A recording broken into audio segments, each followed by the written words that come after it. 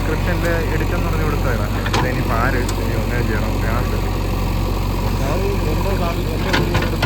എടുക്കുമെന്ന് വെച്ചാൽ ഈ ഫോണിലോട്ട് മാറ്റിയിട്ടാണ് അപ്ലോഡൊക്കെ ചെയ്യണം. പിന്നെ ഇരട്ടി പാടാണ് ഇതിൽ. പിന്നെ ഇതിൽ നിന്നെങ്കിലും ഡയറക്റ്റ് ചെയ്യുമെന്നെങ്കിലും പറയാം.